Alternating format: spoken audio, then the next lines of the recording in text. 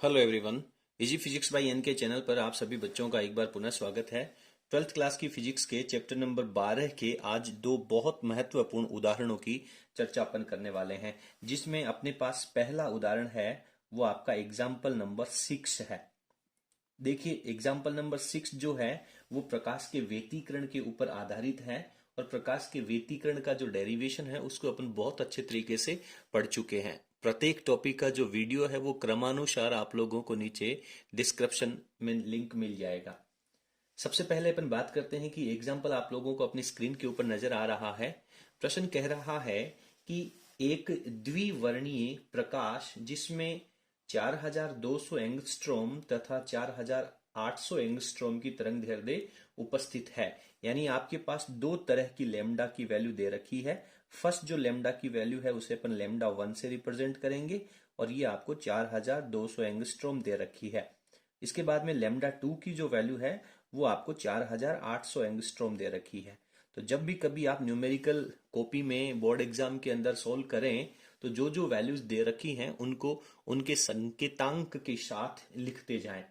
ठीक है। यंग के द्विस्लिट प्रयोग में व्यतिकरण उत्पन्न करने में ये दोनों जो लेमडा है प्रकाश का तरंग दैर्ध्य है वो काम आ रहा है। स्लिटों के मध्य का पार्थक्य, स्लिटों के मध्य के पार्थक्य से यहाँ तात्पर्य है स्मॉल डी की वैल्यू जो दे रखी है आपको 2.0 mm। ठीक है। चलिए आगे कह रहा है तथा स्लिटों एवं पर्दे के बीच की दूरी जिसे अपन कैपिटल डी कहते हैं और ये वैल्यू आपको 1 मीटर दे रखी है। केंद्रीय उच्चिष्ट से वह न्यूनतम दूरी क्या होगी। केंद्रीय उच्चिष्ट का मतलब है जहां पर दोनों प्रकाश स्रोतों की वजह से बीच में प्रकाश प्राप्त होता है और जहां पर दोनों में किसी तरह का कोई पथांतर नहीं होने की वजह से केंद्रीय उच्चिष्ट बनता है। तो उस केंद्रीय उच्चिष्ट से वो जो न्यूनतम दूरी है, आप लोगों ने डायग्राम पढ़ा होगा व्यतिकरण का, वो जो x की दूरी है वो कितनी होगी जहां पर दोनों तरंग दैर्ध्यों के कारण बनने वाली चमकीली फ्रिंजें संपाती होंगी। यानी पहले लेमडा की वजह से भी किसी क्रम की कोई चमकीली फ्रिंज बनेगी, दूसरे लेमडा की वजह से भी कोई चमकीली फ्रिंज बनेगी, दोनों एक दूसरे के संपाती हैं। लेकिन आप लोग एक बात बहुत अच्छे से जानते हैं, पहले मैं आप लोगों को इस डेरिवेशन का जो बेसिक फंडामेंटल्स हैं वो रफ में सोल्व करके बता देता हूं। देखिए, इस क्वेश्चन को अपन कुछ इस तरह से समझते हैं कि आपके पास फ्रिंज चौड़ाई का जो फॉर्मूला है वो बीटा बराबर lambda capital D upon small D है। आप जानते हैं कि इस प्रश्न के अंदर डी और स्मॉल डी, कैपिटल डी और स्मॉल डी की वैल्यूज फिक्स हैं।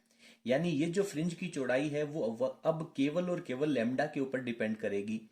प्रश्न ये कह रहा है कि दो अलग अलग लेमडा आपको दे रखी है। अपन एक छोटा सा डायग्राम बना करके इसको समझने का प्रयास करते हैं। ये S1 प्रकाश स्रोत है, ये S2 प्रकाश स्रोत है, ये इसके मध्य से जाने वाली रेखा है, ये आपके पास वो प्रेक्षण पर्दा है जिसके ऊपर प्रतिबिंब प्राप्त होगा या फ्रिंज का व्यतिकरण प्रतिरूप बनेगा। इस O' बिंदु से कुछ ऊंचाई पर x दूरी पर चल करके आपने कोई एक पॉइंट P लिया है। तो S1 से जाने वाला प्रकाश और S2 से जाने वाला प्रकाश जब एक दूसरे पर अध्यारोपित होगा तो यहां पर जो बनने वाली फ्रिंज है उसके लिए प्रश्न में बहुत क्लियर लिखा है कि यहां पे चमकीली फ्रिंज बननी चाहिए।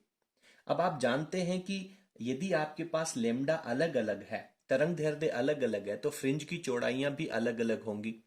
आपने एक सामान्य जीवन का एक छोटा सा एग्जाम्पल लेकर के अपन इसको समझते हैं कि O' से लेके P के बीच की जो दूरी है, अगर वो दूरी फिक्स है और आप उसमें अलग अलग मोटाई की फ्रिंजें रखेंगे, मान लीजिए ये एक डिस्टेंस है, इसमें आप कम मोटाई की बुक्स यानी पतली बुक्स रखेंगे तो वो जो पतली बुक्स की संख्या है वो ज्यादा आएगी। और यदि आप यहाँ पे थोड़ी मोटाई की बुक्स रखेंगे तो इसी सेम जगह के अंदर जो मोटी बुक्स हैं वो कम रख पाएंगे। यानी पतली फ्रिंजें हैं उनकी संख्या ज्यादा आएगी और मोटी फ्रिंजें हैं उनकी संख्या कम हो जाएगी। आप लोग बहुत अच्छे से जानते हैं कि जब लेमडा की वैल्यू बढ़ेगी तो डेफिनेटली फ्रिंज चौड़ाई की वैल्यू भी बढ़ेगी। यानी ज्यादा लेमडा के लिए मोटी फ्रिंजें बनेंगी और मोटी फ्रिंजों की यहाँ पे संख्या है वो कम हो जाएगी। तो अपन ये देखना चाहते हैं कि जब लेमडा 1 अपन यूज करेंगे तो इस पॉइंट P के ऊपर कौन से क्रम की चमकीली फ्रिंज बनती है और जब आप लैम्डा 2 यूज करेंगे तो यहां पर कौन से क्रम की फ्रिंज, चमकीली फ्रिंज बनती है। तो दोनों के लिए अपन अलग अलग क्रम संख्या निकाल लेते हैं। आप जानते हैं कि प्रश्न में यहाँ पे चमकीली फ्रिंज कहा है, यानी कि यहाँ पे अपन संपोषी व्यतिकरण का फॉर्मूला लगाएंगे। तो आप उम्मीद करता हूं कि आपको इसका जो बेसिक कॉन्सेप्ट है वो समझ में आ गया होगा।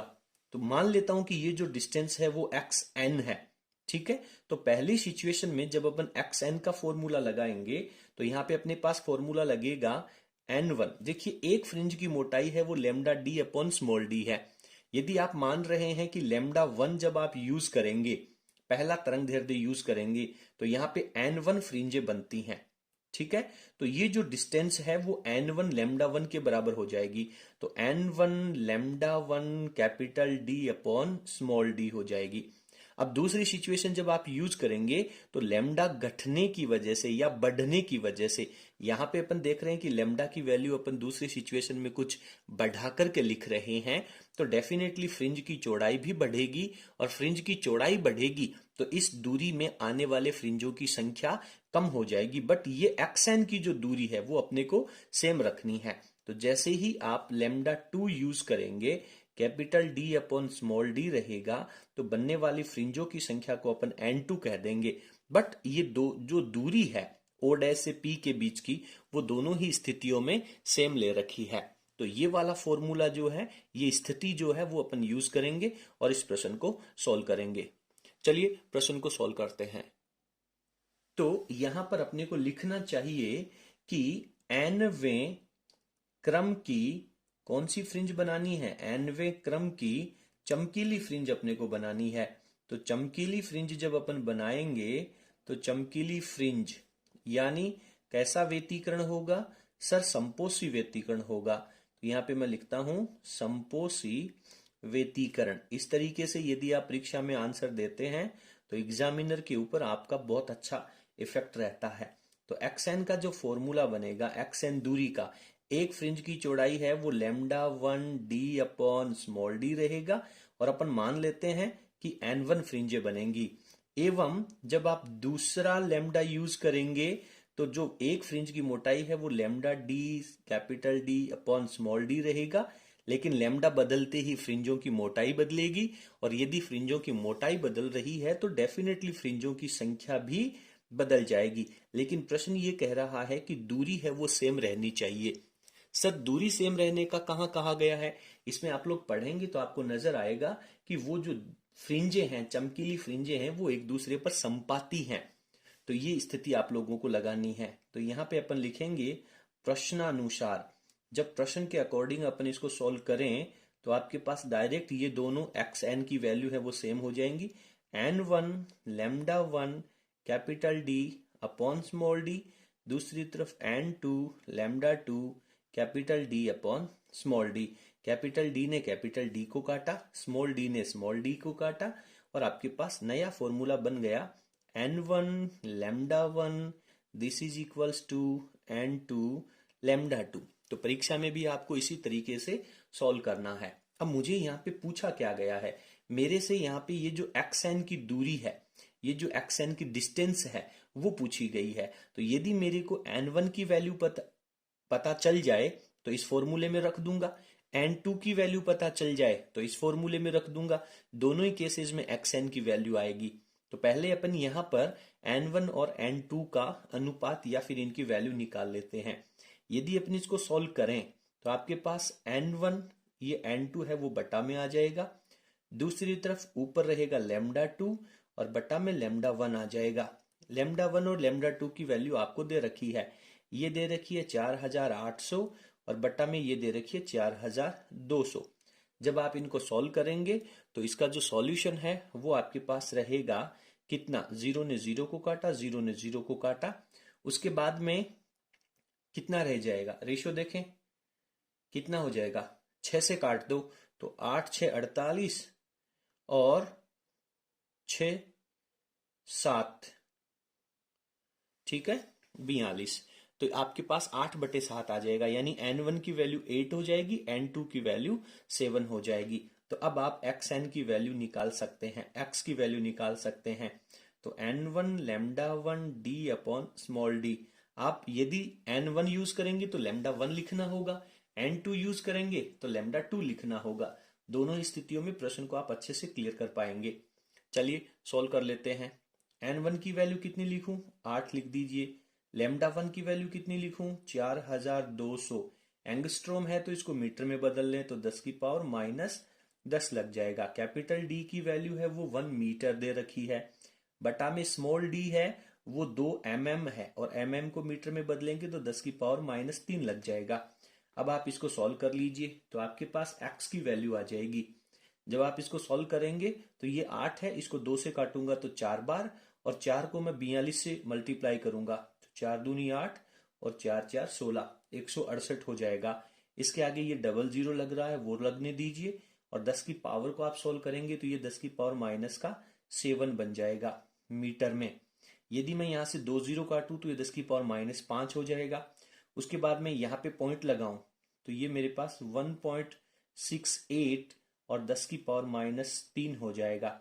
और यदि इसको मैं दूसरे फॉर्मेट में लिखूं तो 1.68 ये मिलीमीटर लिख पाएंगे अपन, तो 1.68 मिलीमीटर इस प्रश्न का आंसर हो जाएगा। उम्मीद करता हूं कि आपको ये प्रश्न बहुत अच्छे तरीके से समझ में आया होगा। चलिए इसके बाद जो अगला एग्जाम्पल अपनी पाठ्य पुस्तक में दे रखा है वो बेहद महत्वपूर्ण है और बेहद कॉम्प्लिकेटेड भी है, लेकिन आप यदि इसे बहुत अच्छे तरीके से ढंग से समझते हैं तो आप इसे हमेशा के लिए याद कर पाएंगे। फटाफट स्क्रीन को पॉज करके पूरा प्रश्न लिख लीजिए, अगले प्रश्न में चलते हैं। इसके बाद में अपना जो अगला एग्जाम्पल है वो अपना एग्जाम्पल नंबर 12 कितना है 12.7 रह जाता है। पढ़िए आप इस प्रश्न को, बहुत ढंग से आप इस प्रश्न को पढ़ेंगे और बेहद संजीदगी से आप इस प्रश्न को सॉल्व करेंगे। देखिए क्या कह रहा है। प्रश्न ये कह रहा है कि कला संबंध श्वेत प्रकाश आपको यूज करना है। 400 नैनोमीटर से लेकर के 700 नैनोमीटर इसका रेंज है, लैम्डा है, ठीक है। 700 नैनोमीटर यंग के द्विस्लिट प्रयोग से गुजारा जाता है। स्लिटों का जो पार्थक्य है यानी स्मॉल डी की जो वैल्यू है वो 0.5 mm दे रखी है। यदि इसे मीटर में कन्वर्ट करना होगा तो 10 की पावर -3 से मल्टीप्लाई कर देंगे। साथ में कह रहा है पर्दा और स्लिटों के बीच की दूरी जिसे अपन कैपिटल डी लिखते हैं, और वो दे रखी है 50 सेंटीमीटर। तो इसको भी जब अपन मीटर में कन्वर्ट करेंगे तो 10 की पावर -2 से मल्टीप्लाई कर देंगे। आगे प्रश्न कह रहा है कि पर्दे पर फ्रिंजों की चौड़ाइयों के अनुदिश केंद्रीय रेखा से 1 mm दूरी पर एक छिद्र बना हुआ है। ये x की वैल्यू दे रखी है। केंद्रीय चौड़ाई से x दूरी के ऊपर कितनी दूरी पर? 1 मिलीमीटर की दूरी पर। इसको भी मीटर में कन्वर्ट करना चाहिए अपने को। एक छिद्र बना हुआ है, ठीक है। अब पहला प्रश्न अपने से क्या कह रहा है, देखिए इस प्रश्न को भी मैं आप लोगों को डायग्राम के द्वारा एक्सप्लेन कर देता हूं। पहले इस प्रश्न का अपन पहले डायग्राम बना लेते हैं। तो ये आपको दे रखा है S1 और S2 प्रकाश स्रोत। S1 और S2 इन दोनों के बीच की दूरी दे रखी है। ये इसकी मुख्य लाइन है जिससे ये दोनों तरफ बराबर दूरी पर है। ये आपके पास प्रेक्षण पर्दा है। प्रश्न ये कह रहा है कि यहां से लेकर के 1 mm की डिस्टेंस के ऊपर आपके पास एक छोटा सा छिद्र बनाया गया है। पहला प्रश्न कह रहा है कि छिद्र से निकलने वाले प्रकाश में यहां से यहां पे खड़े हुए किसी व्यक्ति को जो प्रकाश नजर आएगा उसमें कौन सी तरंग दैर्ध्य अनुपस्थित होंगी। ध्यान दें, यहां पे खड़े व्यक्ति को जो प्रकाश मिलेगा उसमें लैम्डा अपसेंट होगा। कौन सा लैम्डा अपसेंट होगा? तो लैम्डा अनुपस्थित कब होता है? जब अंधेरा प्राप्त होता है। आप जानते हैं कि यह आपको दृश्य प्रकाश दे रखा है, और दृश्य प्रकाश में जब अंधेरा होगा तो वो जो लैम्डा है जिसका व्यतिकरण यहाँ पे आ रहा है वो आपको दिखाई नहीं देगा। यानी अंधेरे का मतलब है विनाशी व्यतिकरण। तो इस स्थिति में विनाशी व्यतिकरण यदि हो रहा है तो वो लैम्डा यहाँ पे अनुपस्थित मिलेगा। दूसरे प्रश्न में कह रहा है कि इस छिद्र से निकलने वाले प्रकाश में कौन सी तरंग दैर्ध्य की तीव्रता सबसे अधिक होगी। यानी सबसे अधिक तीव्रता का मतलब होता है संपोषी व्यतिकरण। तो x की वैल्यू के ऊपर, x की डिस्टेंस के ऊपर यहां पर संपोषी व्यतिकरण की स्थिति जब अपन लेंगे तो यहां पे चमक उत्पन्न होगी और वो प्रकाश इस व्यक्ति को दिखाई देगा। तो पहली स्थिति में आपको विनाशी व्यतिकरण लेना है और दूसरी स्थिति में आपको संपोषी व्यतिकरण लेना है। और आपको देखना है कि वो जो लैम्डा है वो इस रेंज में ही होना चाहिए, क्योंकि इससे कम लैम्डा का प्रकाश आपतित भी नहीं करवाया गया है और अधिक का भी प्रकाश आपतित नहीं करवाया गया है। यदि यहाँ पे प्रकाश की तीव्रता नजर आए या अनुपस्थित हो तो वो रेंज है वो इन दोनों के बीच में ही होना चाहिए। चलिए फटाफट अब अपन इसके पहले पार्ट को सॉल्व करते हैं। तो प्रश्न कह रहा है कि छिद्र से बाहर प्रकाश अनुपस्थित है। तो यहां पे अपन लिखेंगे अनुपस्थित तरंग दैर्ध्य के लिए, अनुपस्थित तरंग दैर्ध्य के लिए क्या होना चाहिए। अनुपस्थित तरंग दैर्ध्य का मतलब है कि आपके पास यहां पर विनाशी व्यतिकरण होगा। क्लियर है बेटा, ये बात आप लोगों को फील करनी होगी, विनाशी व्यतिकरण। ओके, और विनाशी व्यतिकरण की शर्त क्या होती है।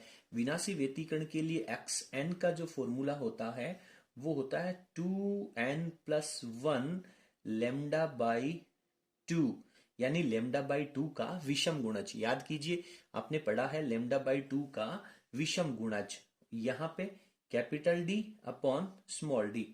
ठीक है, तो ये वाला फॉर्मूला आपको यूज करना है तो विनाशी व्यतिकरण आ जाएगा। लेकिन आप यहां पे जानते हैं कि यहां पर n की जो वैल्यू है, जहां n की जो वैल्यू है वो 0, 1, 2 से स्टार्ट होगी। तो एक एक करके अपन यहां पे वैल्यू रखने वाले हैं। xn की वैल्यू आपको दे रखी है, लेमडा की वैल्यू अपन फाइंड आउट करेंगे, d एंड स्मॉल d आपके पास है। तो मैं यहाँ पे इस फॉर्मूले को लेमडा के फॉर्मेट में चेंज कर लेता हूं। तो जब लेमडा के फॉर्मेट में चेंज करेंगे तो ये जो 2d जो बटा में है वो दूसरी तरफ जाएगा तो मल्टीप्लाई में हो जाएगा 2d xn अपॉन क्या रह जाएगा 2n+1 और ये कैपिटल D आ जाएगा। अब आप अलग अलग वैल्यूज रखते जाइए n का और देखते जाइए कि लैम्डा की वैल्यू क्या क्या आ रही है। तो पहली स्थिति में यहां पे मैं ले रहा हूं, यदि n का मान मैं 0 ले, तो n का मान जब अपन 0 लेंगे तो लैम्डा को अपन यहां पर लैम्डा 0 से रिप्रेजेंट कर देते हैं। तो लैम्डा 0 अपन रिप्रेजेंट करेंगे, n का मान 0 हो गया तो कितना होता है बेटा, ध्यान से पढ़े, 2 लिखा। स्मॉल d का मान है वो 0.5 mm है, तो इसको मैं 5 इंटू 10 की पावर -4 कर देता हूं, क्योंकि 10 की पावर -3 तो मीटर में बदलने के लिए और एक 10 की पावर -1 है वो इस पॉइंट को हटाने के लिए। ओके, उसके बाद में xn की वैल्यू है वो 1 मिलीमीटर है, तो इसके लिए 10 की पावर -3 लगा देते हैं, बटा में आपको 2n, n का मान 0 है, ये 1 हो गया, d का मान है वो 50 सेंटीमीटर है, तो सेंटीमीटर को मीटर में बदलने के लिए -2 से मल्टीप्लाई कर देते हैं। अब आप यदि इसको सॉल्व करेंगे तो यहां पर आपको जो लैम्डा है वो कितना नजर आएगा, वो 2000 नैनोमीटर, क्योंकि यहाँ पे मुझे 10 की पावर -9 मिल रहा है जिसको मैं नैनोमीटर में रिप्रेजेंट कर दूंगा। तो इतने लैम्डा का प्रकाश मुझे अनुपस्थित मिलेगा। लेकिन क्या इतने लैम्डा का प्रकाश आ रहा था? सर नहीं आ रहा था, इसका मतलब ये तो आंसर अपना नहीं है। अब अपन याद रखेंगे n का मान 1, तो n का मान जब अपन 1 रखेंगे तो उसे अपन लैम्डा 1 कह देंगे। फॉर्मूला लगा दीजिए, तो फॉर्मूला जब आप लगाएंगे तो डायरेक्टली आप बाकी वैल्यूज तो सेम रहनी है, क्योंकि पिछली बार यहाँ पे क्या बन रहा था, 1 बन रहा था। अब की बार जब अपन लैम्डा की जगह n की जगह 1 रखेंगे तो 1 को 2 से मल्टीप्लाई किया 2 में 1 प्लस किया तो 3, यानी ये जो पिछला आंसर आ रहा है डायरेक्ट उसमें 3 का भाग लग जाएगा। तो ये हो गया आपके पास बेटा 2000/3। पूरा फॉर्मूला रख करके उसकी वैल्यूज को रख करके दोबारा सॉल्व करने की आवश्यकता नहीं है, ये कॉमन सेंस की स्थिति है। अब अपन यूज करेंगे n का मान 2।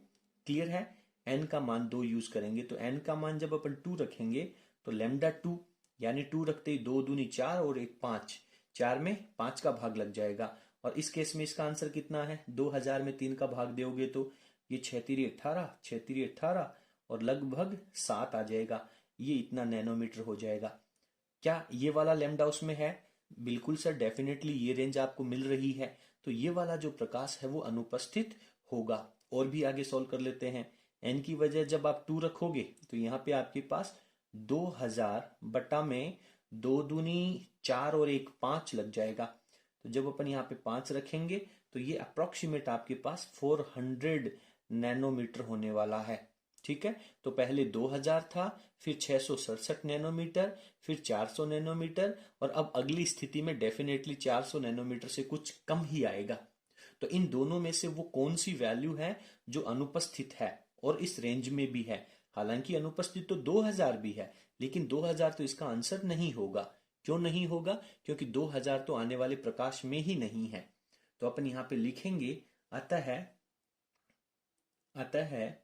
एक तो 667 नैनोमीटर एवं 400 नैनोमीटर अनुपस्थित है। क्लियर है? रिजल्ट भी आप लोगों को अंत में यहां पर स्टेटमेंट के रूप में लिखना चाहिए, अनुपस्थित रहता है। ओके, शाबाश। उम्मीद करता हूं कि आपको ये पार्ट समझ में आया होगा। चलिए अब अपन आगे चलते हैं और इसका जो सेकंड पार्ट है उसको भी सॉल्व कर लेते हैं।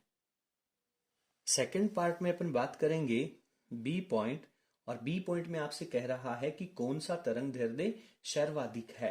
तो यहां पे अपन बात करेंगे कि सर्वाधिक तरंग दैर्ध्य यानी छिद्र से निर्गत प्रकाश, यानी आपको प्रकाश प्राप्त हो रहा है, और प्राप्त होने वाला जो प्रकाश है उसके लिए आवश्यक शर्त क्या है? कौन सा व्यतिकरण होना चाहिए? तभी तो प्रकाश प्राप्त होगा। सर, संपोषी व्यतिकरण होना चाहिए। बहुत बढ़िया, ये बातें आप लोगों को समझनी है। संपोषी व्यतिकरण के लिए xn का फॉर्मूला क्या होता है?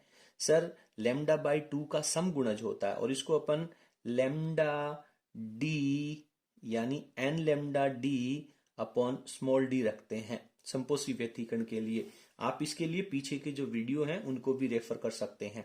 अगेन अपने को लैम्डा की वैल्यू फाइंड आउट करनी है, तो पहले अपन फॉर्मूले को लैम्डा के रूप में लिख लेते हैं। तो ये xn के साथ में मल्टीप्लाइड हो जाएगा d अपॉन n आ जाएगा और कैपिटल D आ जाएगा। ठीक है, और यहां पर मैं बता दूं कि जो n है, इस n की जो वैल्यू है वो आपकी कहां से शुरू हो रही है?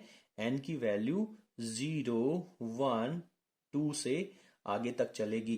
तो यहाँ पे अपन लिखते हैं कि यदि n का मान अपन 0 रख दें तो केंद्रीय उच्चिष्ट बनेगा, और केंद्रीय उच्चिष्ट तो केंद्र पे होता है, तो डेफिनेटली n का मान 0 रखने की तो आवश्यकता नहीं है अपने को। ठीक है, तो यहाँ पर n की जगह जब आप 0 रखेंगे तो ये जो प्रकाश होगा वो लैम्डा की वैल्यू आपको क्या मिलने वाली है? अनंत मिलने वाली है। जब n का मान अपन 1 रखेंगे तो लैम्डा की वैल्यू कितनी हो जाएगी? बताइए, xn का मान कितना दे रखा है? xn का मान, ध्यान दें, xn का मान, सर xn का मान तो 1 मिलीमीटर दे रखा है, तो 1 मिलीमीटर का मतलब 10 की पावर -3। उसके बाद में आपको दे रखा है स्मॉल डी कितना दे रखा है? 0.5 mm। तो 0.5 mm को करने के लिए 5 इंटू 10 की पावर -4 लगा देंगे, और अपॉन में क्या लिखें?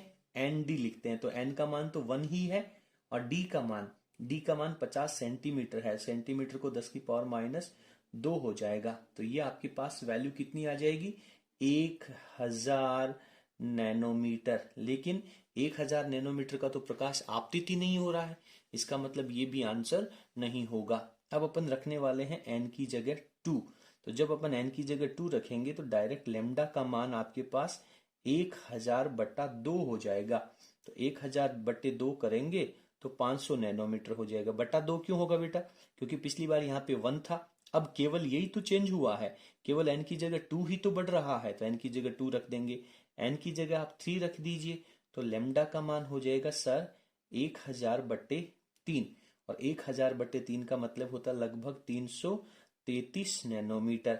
तो इनमें से कौन सा प्रकाश है वो आपको उपस्थित होगा और आने वाले प्रकाश में भी है? तो सर डेफिनेटली ना तो 1000 है, ये तो लिमिट से ज्यादा हो गया, और ना ही 333, ये लिमिट से कम हो गया। इसलिए केवल 500 नैनोमीटर का जो प्रकाश है वो छिद्र से बाहर प्राप्त होगा। अतः है यहाँ पे रिजल्ट लिखना चाहिए केवल केवल 500 नैनोमीटर प्रकाश छिद्र से निर्गत होता है या प्राप्त होता है। छिद्र से निर्गत होता है। क्लियर है? छिद्र से निर्गत होता है। तो इस तरीके से अपने को इस प्रश्न का जो आंसर है वो यहाँ पे प्राप्त हो जाता है। उम्मीद करता हूं कि दोनों एग्जाम्पल हैं वो आप लोगों को क्लियर हो गए होंगे। यदि आपको हमारा वीडियो पसंद आया हो तो प्लीज आप वीडियो को लाइक करें और इसे अपने सभी मित्रों के साथ शेयर करें। बहुत बहुत धन्यवाद। Thank you.